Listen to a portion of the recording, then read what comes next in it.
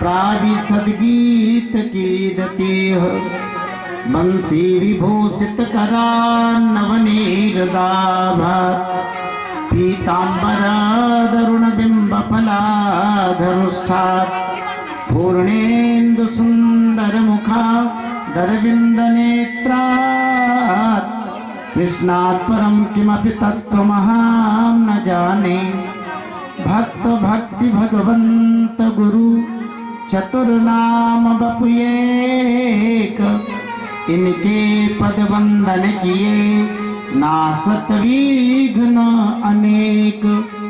बोलिए श्री हनुमंत लाल जी महाराज की जय हो। जगदम्बे मैया की जय। भैरो बाबा की जय। भागवत भगवान की जय।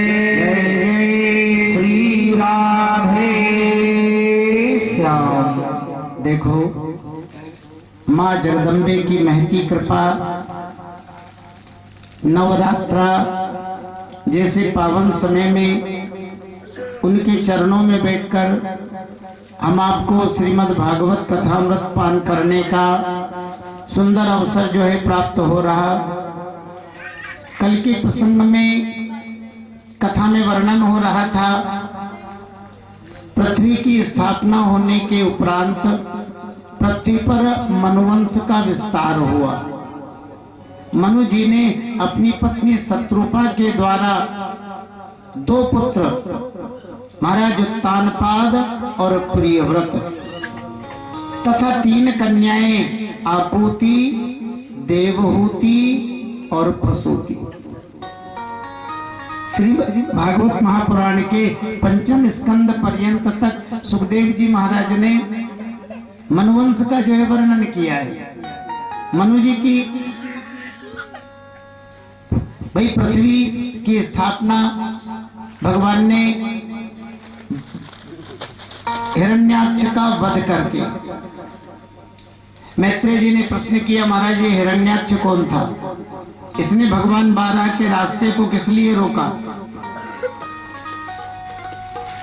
देखो जी श्रीमद् भागवत महापुराण में कश्यप जी की 13 पत्नियों का वर्णन मिलता है। सबसे बड़ी माता अदिति, अदिति के द्वारा देवता उत्पन्न हुए और दूसरी दिति, दिति के द्वारा दैत्य उत्पन्न हुए। एक बार सायंकाल का समय कश्यप ऋषि यज्ञशाला में बैठ करके हवन साधन का कार्य कर रहे हैं। उसी समय दिति कामासक्त होकर के और कश्यप जी के पास में गई, निवेदन करने लगी, भगवान हम सब बहनों का विवाह जो आपके साथ में हुआ वो हमारी इच्छा के अनुरूप ही हुआ। स्त्री के मन में पुत्र प्राप्ति की बड़ी लालसा होती है, सो आप कृपा करें मेरे यहाँ भी बेटों का जन्म हो। कश्यप जी ने कहा अरे दिति ऐसा कौन पति होगा जो अर्थ, धर्म और काम को प्रदान करने वाली अपनी पत्नी की इच्छा को पूर्ण नहीं करे। लेकिन देख रही हो ये सायंकाल का समय, ऐसा घोर तमा बेला घोराणाम घोर दर्शन चरंती यस्याम भूतानि भूतेशानुचराणिहा। ये जो सायंकाल का समय, इस समय भगवान शिव भूत प्रेत पिशाच इत्यादि पार्षदों को साथ में लेकर के उन्मत्त भाव से पृथ्वी पर विचरण करते हैं और जो भी लोग धर्म प्रतिकूल कर्म करते हैं उन्हें वो दंड देते हैं। इसलिए इस भयानक बेला को व्यतीत होने दो। कथाओं में कई बार आपके सामने चर्चा की। देखो जी सूर्यास्त का समय, पश्चिम दिशा में लालिमा छाई हुई है। धर्म शास्त्रों के अनुसार उस समय हमें 4 कार्य नहीं करना चाहिए। कौन कौन से? चत्वारिमानि कर्माणि संध्यायां परिवर्जयेत्, आहारम मैथुनम निद्राम स्वाध्यायाम च चतुर्थकम। सूर्यास्त के समय भोजन नहीं पाना चाहिए। सूर्यास्त के समय भोजन पाने से ऐसा भोजन रोगों को देने वाला होता है। मैथुन भी नहीं करना चाहिए। सूर्यास्त के समय मैथुन करने से जो संतान होती है वो राक्षस स्वभाव की होती है। सूर्यास्त के समय सोना भी नहीं चाहिए। सूर्यास्त के समय सोने से आयु का नाश होता है। और देखो जी, सूर्यास्त के समय पढ़ना भी नहीं चाहिए। सूर्यास्त के समय पढ़ने से विद्या का नाश होता है। जब सूर्य पूरी तरह अस्त हो जाए, आकाश में तारे दिखाई देने लग जाए, तभी इन चारों कार्यों को प्रारंभ करना चाहिए। तो कश्यप जी ने कहा, दीदी ये सूर्यास्त की भयानक बेला है, इस वेला को व्यतीत होने दो, बाद में आपकी इच्छा को पूर्ण करूंगा। लेकिन दीदी कामासक्त है, अपने को रोक नहीं पाई।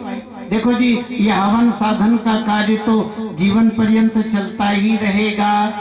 आप तो पहले मेरी इच्छा को पूर्ण करें। कश्यप जी समझ गए, भाई देव इच्छा ही प्रबल है। सो एकांत में जाकर दिति के साथ शयन किया। पुनः स्नान इत्यादि से निवृत्त होकर हवन साधन के कार्य में लग गए। इधर दिति पुनः कश्यप जी के पास अब क्षमा मांगने लगी। भगवान, मैंने आपकी आज्ञा को नहीं माना, आपका अपमान हुआ, भगवान शिव का अपमान हुआ, कहीं मेरा ये गर्भ नष्ट तो नहीं हो जाए। कश्यप जी ने कहा, दिति तुम्हारा गर्भ नष्ट नहीं होगा, बल्कि तुम्हारे यहाँ दो दो बेटों का जन्म होगा। लेकिन तुम्हारे दोनों ही बेटे राक्षस स्वभाव के होंगे, प्राणियों की हिंसा करने वाले होंगे, संत ब्राह्मण हरिभक्त और धर्म का विरोध करने वाले होंगे। इसलिए दिति तुम्हारे दोनों बेटे भगवान नारायण के हाथों मारे जाएंगे। लेकिन तुम पश्चाताप कर रही हो, मुझसे क्षमा मांग रही हो, इसलिए मैं आशीर्वाद दे रहा हूँ। पुत्र सेवत पुत्राणां भविते का सतामत गास्यन्ति यदि यसा शुद्धम भगवद यशसा समम। तुम्हारे बेटे के यहाँ एक बेटे का जन्म होगा जो बहुत बड़ा भगवान का भक्त होगा, जिसके यश को लोग भगवान के यश की तरह पवित्र समझ करके और उसका यशोगान किया करेंगे। देखो, दिति ने जब सुना मेरे पुत्र राक्षस स्वभाव के होंगे तो बड़ा दुख हुआ। दुख तो होगा ही ना, ऐसी कौन माता है जो राक्षस बेटों को पाने की इच्छा रखे। लेकिन जब कश्यप जी ने आशीर्वाद दिया कि तुम्हारा पौत्र बहुत बड़ा भगवान का भक्त होगा, सो दिति को बड़ी भारी प्रसन्नता हुई। देखो जी, प्रसन्नता किस बात की? अरे मेरे बेटों के पाप कर्मों के कारण जो मेरे कुल में कलंक लगेगा ना, वो मेरे पोते के अच्छे कर्मों के कारण धुल जाएगा। हमारे वैष्णव सिद्धांत में कहा है, जिस कुल में एक भगवान के भक्त का जन्म हो जाता है ना, उस कुल के सारे दोष मिट जाते हैं। कुलम पवित्रम जननी कृतार्थ वसुंधरा पूज्यवती च तेन स्वर्गे पिपित्राः नत्यन्ति तेषा ऐसाम कुल वैष्णव नामधेयम्। जिस कुल में एक वैष्णव का, महाराज हरि भक्त का जन्म हो जाता है, वह कुल पवित्र हो जाता है, वह भूमि भी पूजनीय हो जाती है, वह माता भी कृतकृत्य हो जाती है, जिस माता की कोख से भगवत भक्त का जन्म होता है। इसलिए तो हमारे संत कहते हैं, जननी जने तो भक्त जन, जननी जने तो भक्त जन के दाता के सूर, और नाही तो तू बांझ भली व्यथा गवावे नूर।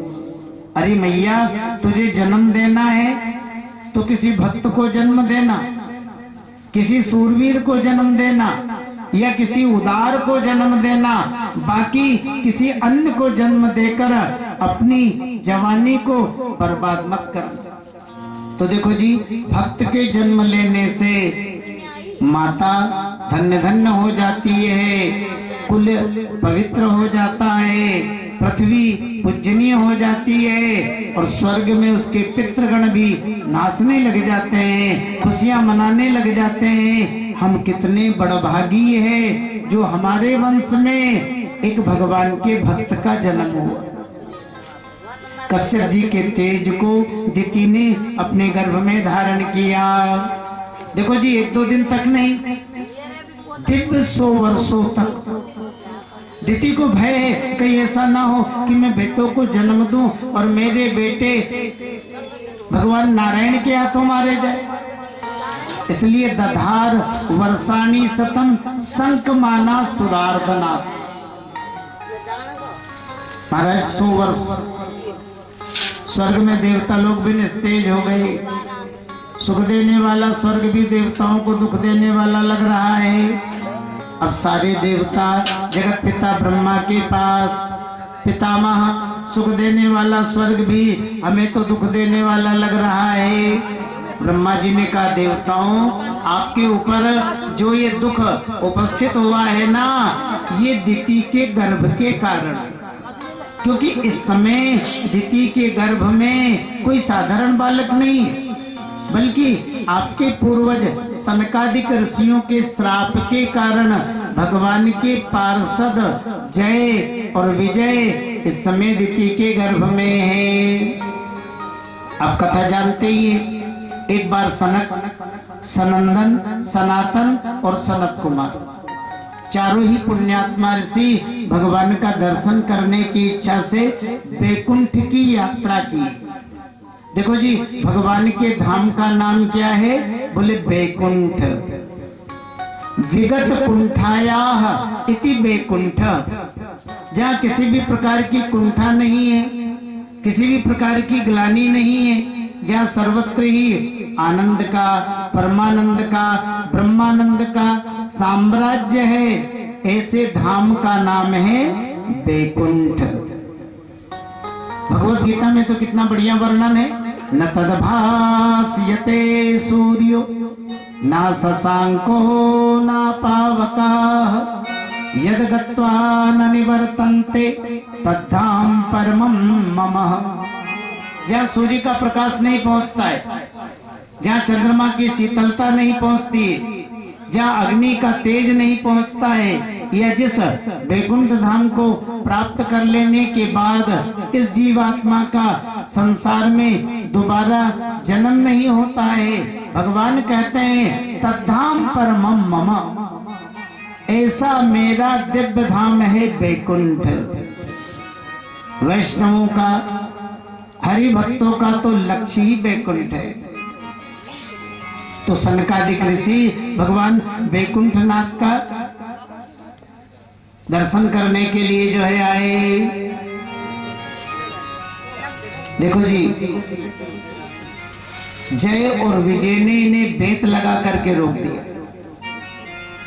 अब थोड़ा ध्यान दें, भगवान का दर्शन